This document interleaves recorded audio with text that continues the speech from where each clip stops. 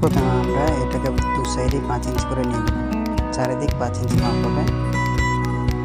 তারপরে এই যে দু কোণা করে ভাঁজ করে নেব সমানভাবে। ভাঁজটা হবে কোণাকোণি মাঝ বরাবর, এই মাঝখানে ফিতেটা দিয়ে এইভাবে আমরা সেলাই মারব। সেলাই মারার টাইমে এই যেটা আছে আমাদের এটা দুটোকে হাফ করে কোণা উল্টে দেব, কোণাটা উল্টে দেব।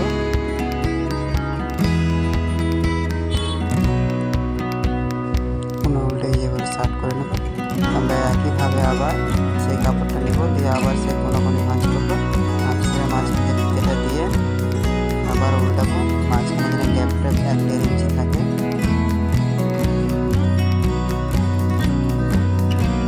এটাকে আমরা মাঝে মাঝে করে ভাঁজ করবো, যেন কোনোটা যেন বেরিয়ে না চলে আসে বাইরে।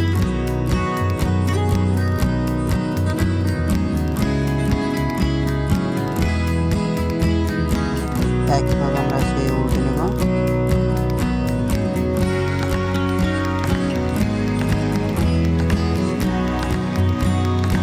সেই একইভাবে আমরা আর একটা 1 ইঞ্চি গ্যাপ করে আবার নেব, আবার সেই একইভাবে সেলাই মেরে নেব। সেলাইটা কীভাবে মারছে আবার ভালো করে দেখে নেবেন।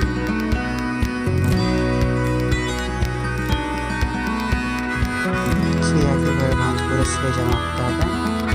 সেলাইটা ভালো করে দেখে নেবেন, সেলাইটা দেখাটাও বড় ব্যাপার। একইভাবে উল্টে নেব। আমাদের প্রথমের কাজটা হয়ে গেল। একইভাবে আমরা সেই পরেরটা করে নেব।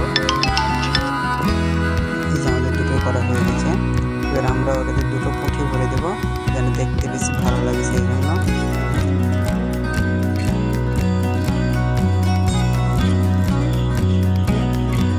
পুঁথিগুলো আমাদের ভরা হয়ে গেল। পুঁথিগুলো লাগালে দেখতে খুব সুন্দর লাগে। দেখেন পুঁথি দিয়ে আমাদের কত সুন্দর লাগছে দেখতে। খুব সহজ একটা